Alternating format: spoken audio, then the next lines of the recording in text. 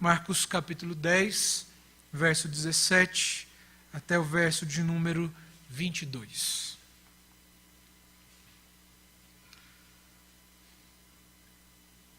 Diz assim a passagem. E pondo-se Jesus a caminho, correu um homem ao seu encontro, e ajoelhando-se perguntou-lhe: Bom mestre, que farei para herdar a vida eterna? Respondeu-lhe Jesus: Por que me chamas bom? Ninguém é bom senão um, que é Deus. Sabes os mandamentos? Não matarás, não adulterarás, não furtarás, não dirás falso testemunho, não defraudarás ninguém, honra teu pai e tua mãe. Então ele respondeu: Mestre, tudo isso tenho observado desde a minha juventude. E Jesus, fitando-o, o amou e disse: Só uma coisa te falta. Vai, vende tudo o que tens, dá aos pobres, e terás um tesouro no céu. Então vem e segue-me. Ele, porém, contrariado com esta palavra, retirou-se triste, porque era dono de muitas propriedades. Vamos orar. Senhor nosso Deus, mais uma vez nós nos colocamos em oração diante de Ti e clamamos ao Senhor pela Sua graça e pela Sua misericórdia sobre as nossas vidas neste momento, onde nós vamos meditar na Sua palavra, ouvirmos, ó Deus, a Sua voz por meio da exposição da Sagrada Escritura. Ó Deus, nós clamamos ao Senhor, pedindo que o Senhor possa nos dar entendimento da Sua palavra. E assim, ó Deus Santo, guiar-nos a uma profunda convicção do compromisso que devemos ter com o Senhor, do serviço e da dedicação que devemos dar-lhe, ó Deus, em todo momento e em toda a área e esfera das nossas vidas. Ó Deus, em nome de Jesus, que o Teu Espírito Santo possa impactar nossos corações, ó Deus, nessa noite, por meio dessa passagem, por meio da pregação dessa passagem. Oramos, ó Deus, pedindo ao Senhor que nada além, ó Deus, daquilo que de fato está registrado nesse texto, nenhuma aplicação ou implicação dessa passagem que não seja de fato coerente com o texto registrado, venha ser dito aqui nessa noite. Para que assim o Teu Espírito possa aplicar Sua palavra no nosso coração e para que de fato o que venha moldar as nossas vidas seja a palavra do Senhor, que é lâmpada para os nossos pés e luz para os nossos caminhos, ó Deus. Em nome de Jesus é que nós clamamos ao Senhor, pedindo a Ti, pela Sua graça e pela Sua misericórdia. Em nome de Seu Filho amado, Cristo Jesus, é que nós oramos. Amém. Irmãos, sempre há momentos em nossas vidas que nós nos paramos para nos perguntar a respeito da salvação que nós temos em Cristo Jesus. Em diversos momentos nós temos a tendência de tratarmos a salvação dentro da esfera dos méritos, como se a salvação fosse mérito nosso, fosse obra nossa, fosse uma realização nossa, algo que nós fazemos para herdar. Num primeiro momento, quando nós olhamos para o texto que temos diante de nós, a passagem nos parece um tanto quanto absurda pelas coisas que aquele jovem que se encontra com Jesus diz a ele, pergunta a ele, mas nas nossas vidas, em diversos momentos, nós já provavelmente nos julgamos merecedores da salvação, merecedores da bondade de Deus, merecedores do céu, porque via de regra, a maioria das pessoas nunca cometeu algum crime ou nunca cometeu alguma falta de fato muito grave. Sempre andaram de maneira muito íntegra e reta, talvez até com o intuito de dar uma satisfação para a sociedade.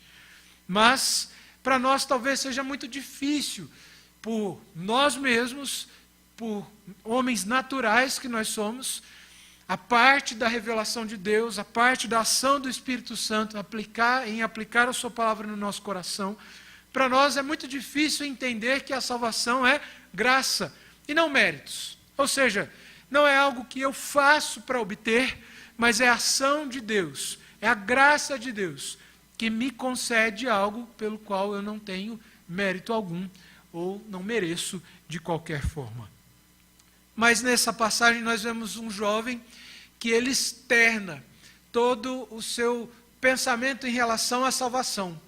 Ele externa tudo aquilo que ele pensa como um judeu acerca do reino de Deus. E para o judeu daquele período, o conceito de reino de Deus, de fato, era algo que você podia herdar. Por isso ele diz a Jesus: o que eu devo fazer? O que eu devo fazer para herdar o reino de Deus? Num primeiro momento, a atitude daquele jovem homem que se aproxima de Jesus nos parece até mesmo uma atitude piedosa, de alguém que sabe com quem está falando, de alguém que sabe com quem está conversando, porque ele se joga diante de Jesus. O texto nos dá a ideia de uma certa ansiedade dele em falar com Jesus. Ele se ajoelha diante de Jesus e ele vai chamar Jesus de mestre, um bom mestre. E ele diz: o que eu devo fazer para herdar a vida eterna? O que eu devo fazer para herdar o reino de Deus? E então a passagem nos mostra um homem, de certa forma, ansioso por saber o que fazer para então herdar e obter o reino de Deus. E ele se aproxima de Jesus, chamando Jesus de um bom mestre. A passagem nos diz que Jesus, por sua vez, vai arguí-lo de uma forma muito inteligente. Jesus diz assim: por que me chamas bom? Não há um sequer que seja bom, ou seja, apenas um que é bom, e esse é Deus. Obviamente Jesus sabe porque aquele jovem está se referindo a ele como um bom mestre. Quando Jesus o chama ou o questiona sobre a sua motivação em chamá-lo de um bom mestre, Jesus está querendo que ele, de fato, agora externe aquilo que ele pensa a respeito de Jesus. Mas aquele jovem não tinha a consciência de quem Jesus era, de fato. Ele via Jesus como um mestre, ele via Jesus como alguém que poderia lhe ensinar alguma coisa. Talvez ele não visse Jesus como alguém muito além do que meramente um mestre judeu, alguém que lhe pudesse ensinar alguma coisa. Ele não via Jesus de fato como o Messias.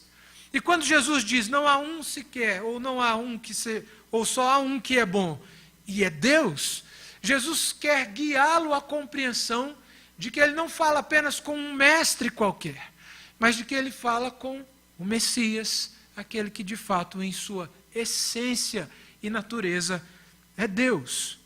E Jesus então vai fazer uma outra pergunta a ele: sabes os mandamentos? Não matarás, não adulterarás, não furtarás, não dirás falso testemunho, não defraudarás ninguém, honra teu pai e tua mãe. Jesus vai citar nesse primeiro momento, irmãos, o que nós chamamos aqui de a segunda parte da lei que Deus dá ao povo assim que eles saem do Egito. A parte que didaticamente nós dizemos que se refere ao relacionamento do homem com o seu próximo, a segunda parte das tábuas da lei, a segunda parte dos mandamentos, que se refere ao relacionamento do homem com o seu próximo. Jesus cita a lei àquele homem para conduzi-lo à consciência de seus próprios pecados. No entanto, o versículo de número 20 nos diz que ele diz: mestre, tudo isso tenho observado desde a minha juventude. A reação de Jesus, a resposta daquele homem, não é uma reação positiva. Porque a passagem, quando diz que Jesus, fitando nele os olhos, o amou, a expressão aqui não é de congratulação, mas Jesus tem pena daquele homem. A expressão no grego dá a ideia de pena.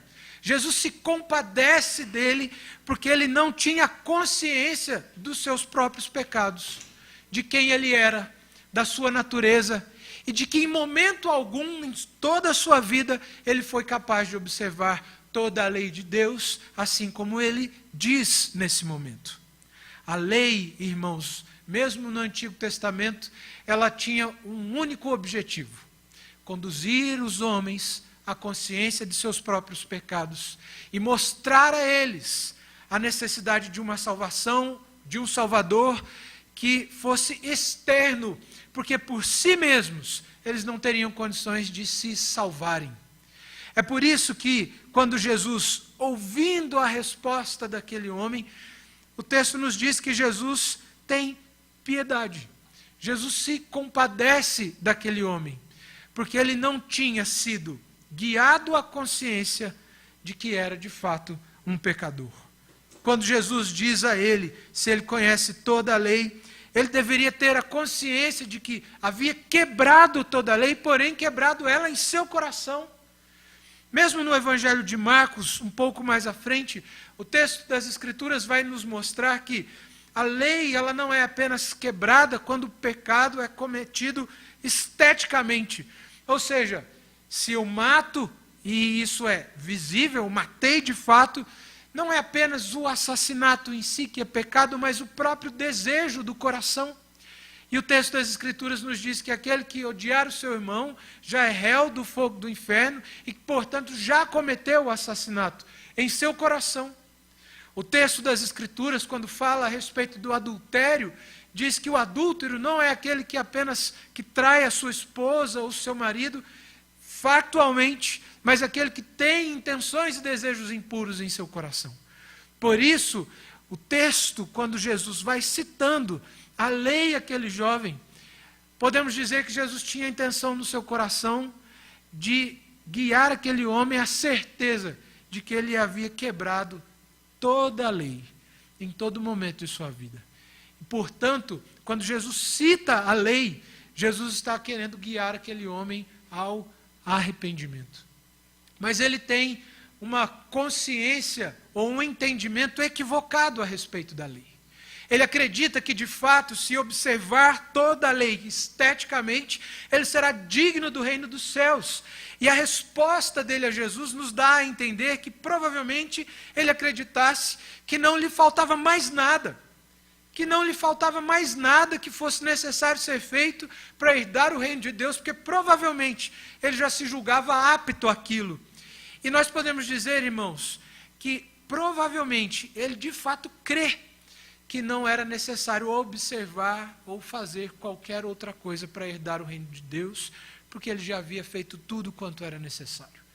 Provavelmente aquele homem acredita, com sinceridade de coração, que não havia mais nada que pudesse ser feito ou que ele precisasse fazer, porque durante toda a sua vida, ele foi cuidadoso em observar a lei de Deus. Provavelmente Jesus está falando aqui com um homem que era fariseu, um jovem fariseu educado na doutrina judaica, educado no farisaísmo, e que provavelmente, esteticamente, havia cumprido toda a lei e observado toda a lei. Mas ele está de fato enganado. E Jesus vai então confrontá-lo agora com a primeira parte da lei de Deus que é revelada ao povo no Sinai. Quando Jesus diz a ele, e fitando o amou, e disse, só uma coisa te falta, vai, vende tudo o que tens, dá aos pobres, e terás um tesouro no céu. Então vem e segue-me. O texto nos mostra uma reação talvez inesperada para nós, mas não para Jesus, a respeito daquele homem. Uma resposta que mostra o seu caráter, uma resposta que mostra a sua disposição em relação a Deus. E o texto nos diz que aquele jovem, contrariado com a palavra de Jesus, retirou-se triste, porque era dono de muitas propriedades. Quando o texto, nessa passagem, nos diz que Jesus diz a ele, então só te falta uma coisa. Se você tem observado toda a lei, ou pelo menos parte dela, só te falta uma coisa. Vai, vende tudo o que tens, dá aos pobres, e terás um tesouro no céu. Nessa passagem, meus irmãos, nós podemos dizer que aquele homem, ele responde negativamente à primeira parte da lei de Deus que é dada ao povo no deserto, onde o próprio Deus revela a sua lei e a sua vontade, queria ser normativa para a vida religiosa e cultica do povo de Israel no Antigo Testamento. E a primeira parte, ela diz respeito não agora ao relacionamento do homem com o seu próximo, mas diz respeito ao relacionamento do homem com o seu Senhor. Aquele homem, havia se julgado apto ao reino de Deus, porque havia sido íntegro em relação ao seu próximo, ao menos esteticamente. No entanto, em relação a Deus, lhe faltava aquilo que no texto de Marcos, no capítulo 12, está escrito da seguinte forma no verso 30. Amarás, pois, o Senhor teu Deus, de todo o teu coração, de toda a tua alma, de todo o teu entendimento e de toda a tua força. Isso lhe faltava. Uma coisa te falta. E nós podemos dizer que quando Jesus diz a ele, uma coisa te falta, Jesus está citando aquele jovem, na primeira parte dos 10 mandamentos. Amarás, pois, ao Senhor teu Deus, de todo o teu coração, de toda a tua alma, de todo o teu entendimento e de toda a tua força. Esteticamente, aquele homem poderia ser inquestionável, assim como os fariseus eram no período do Novo Testamento. Eram respeitados, homens aparentemente honrados, mas assim como os sacerdotes do Antigo Testamento tinham seu coração distante de Deus. E a religião que praticavam era uma religião que não refletia a realidade de seus corações. Eram religiosos esteticamente, eram zelosos quanto à cerimônia, mas lhes faltava, de fato, o louvor e o serviço ao Senhor de todo o coração. Aquele jovem nos mostra que ele amava muito mais as suas propriedades, aos seus bens, as riquezas, do que a Deus. E quando Jesus diz a ele, vai, vende tudo que tens, dá aos pobres, e então me segue, ele mostra a quem de fato ele servia. E aquele homem servia ao seu dinheiro. Aquele homem servia às suas propriedades. O que nós precisamos entender é que nessa passagem, Jesus não está reprovando de forma alguma você ter posses ou bens, você ter riquezas, ou muito menos está dizendo como um padrão normativo para todos nós que devemos vender tudo que temos e dar aos pobres, como se isso fosse normativo para a igreja hoje, como se hoje toda a igreja tivesse a responsabilidade de vender todos os seus bens, dar aos pobres e viver como eremitas ou monges. Jesus não está requerendo isso da igreja hoje. No entanto, a palavra de Jesus àquele jovem era para confrontar o coração dele, confrontar aquilo que era o seu ídolo, os seus bens, as suas propriedades. Aquele homem, podemos dizer, confiava muito mais naquilo que tinha, no seu patrimônio, nos seus bens, nas suas riquezas, do que em Deus. E quando nós olhamos para essa passagem, irmãos, nós podemos perceber o quanto nós não estamos, como homens que somos, distantes dessa realidade, de servirmos mais aos nossos bens, de confiarmos mais nas nossas posses, do que de fato confiarmos em Deus. O ídolo daquele jovem que se aproxima de Jesus eram os seus bens, mas talvez tenhamos em nossas vidas outros deuses, outros ídolos, que não o dinheiro.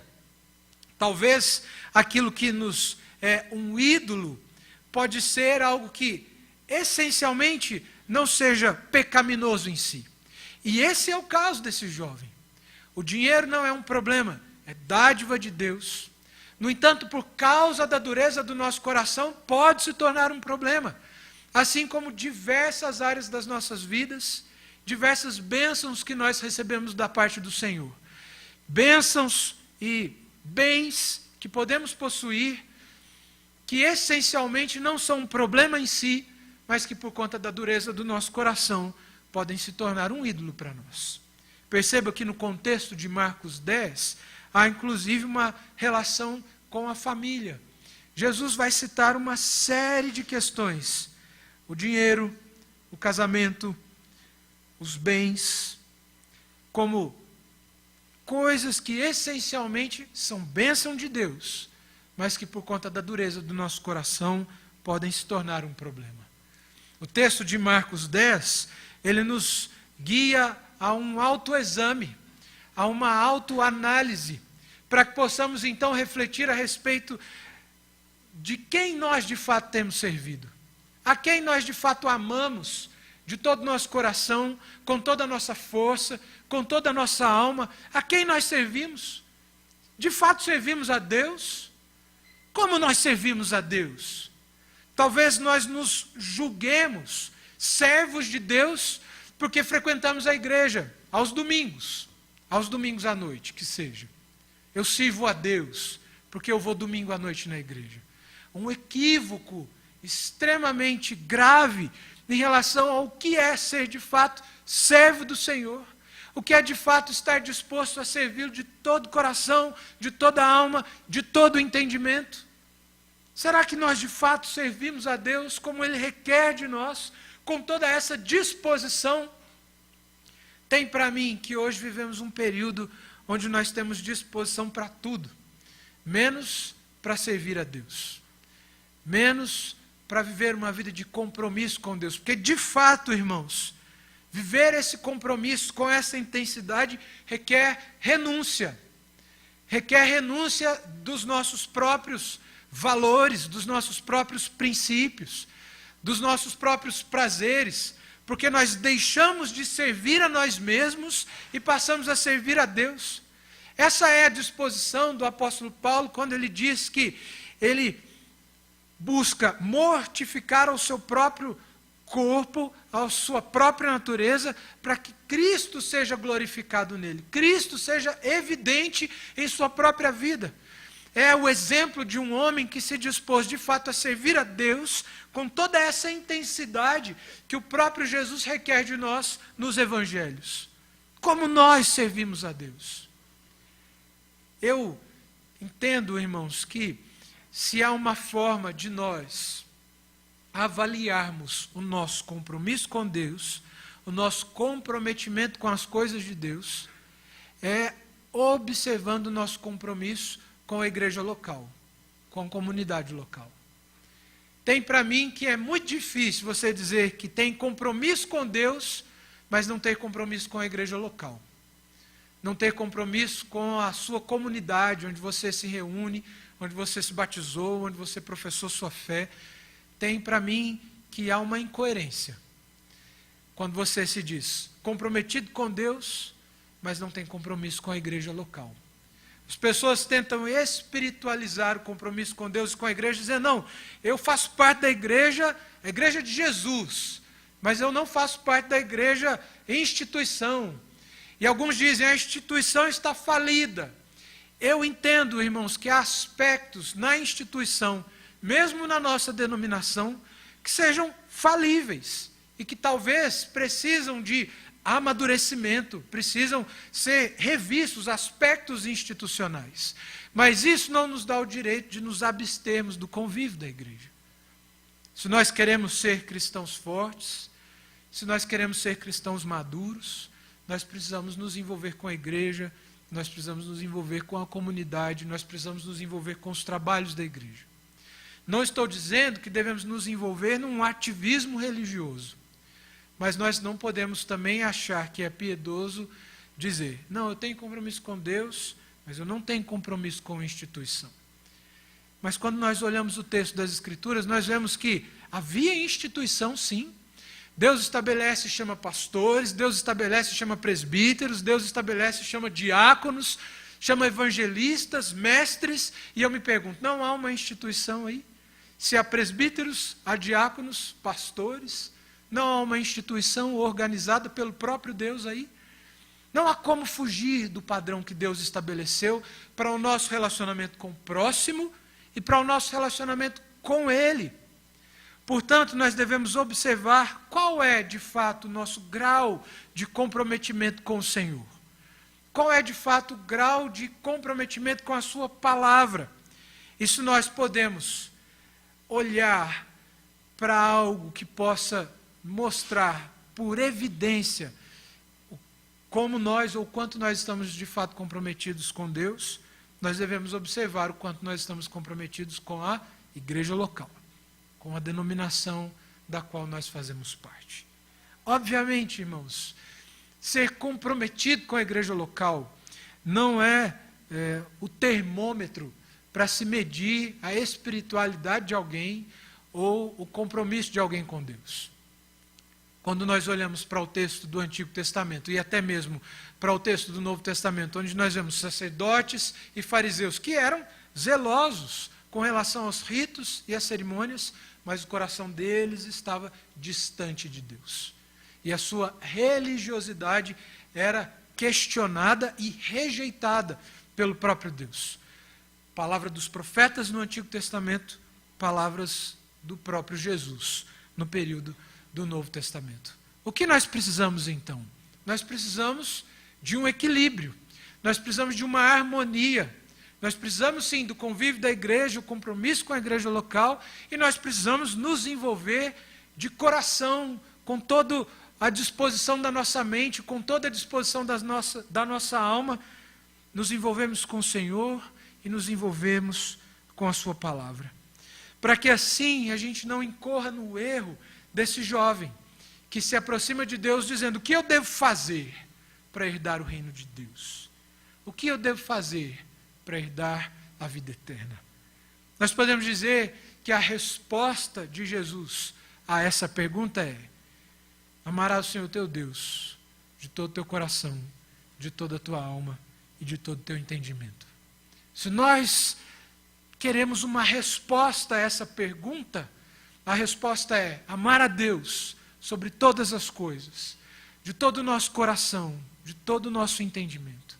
É isso que nós precisamos fazer para herdar o reino de Deus, para alcançar a vida eterna. É isso, e apenas isso, porque não temos condições de fazer mais, porque aquilo que fizermos, independente da graça de Deus, não é reputado para nós como mérito ou valor em si mesmo.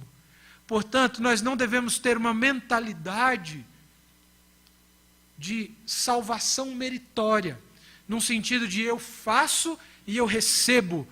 Nós devemos pensar que nós fazemos porque já recebemos. Eu não faço boas obras para obter algo. Como um crente em Cristo Jesus, eu as faço porque eu já recebi algo da parte de Deus, de maneira graciosa e misericordiosa. Dizer que há salvação ao homem pelos seus próprios méritos é uma afronta à cruz do Calvário. Se nós pudéssemos fazer algo para obter a salvação por nós mesmos, qual a necessidade de Cristo vir e morrer na cruz por nós? Alguns dizem: Jesus veio para tornar possível a salvação dos homens, e agora nós devemos fazer a nossa parte. Isso é um equívoco. Jesus não veio tornar possível nada. Jesus veio tornar certo. Jesus não morreu na cruz para que houvesse a possibilidade da salvação do homem. Mas Jesus morreu na cruz para que certamente aqueles que ele escolheu fossem salvos. Por isso nós devemos descansar na sua graça e nos seus méritos, naquilo que ele fez, naquilo que ele realizou em nosso favor, tendo em vista que se a salvação fosse algo que dependesse de fato das nossas obras, teríamos sobre nós um fardo que não podemos carregar. Teríamos sobre nós uma missão impossível, porque não teríamos qualquer condição de fazer algo que pudesse agradar a Deus e satisfazer a sua lei e cumprir as suas exigências. Por isso nós rendemos graças a Cristo Jesus, porque Ele fez por nós o que nós não teríamos condições de fazer, ainda que tendo a obrigação de fazer. É por isso que a salvação não é mérito nosso, mas é mérito de Cristo.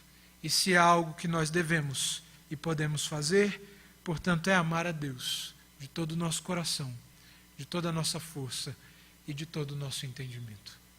E aí, portanto, devemos nos perguntar: como tem sido o nosso serviço a Deus? Qual tem sido a nossa disposição? Em que, de fato, nós confiamos? Ou em quem, de fato, nós confiamos? Quem é, de fato, para nós o nosso Deus? Quem é, de fato, para nós o nosso ídolo?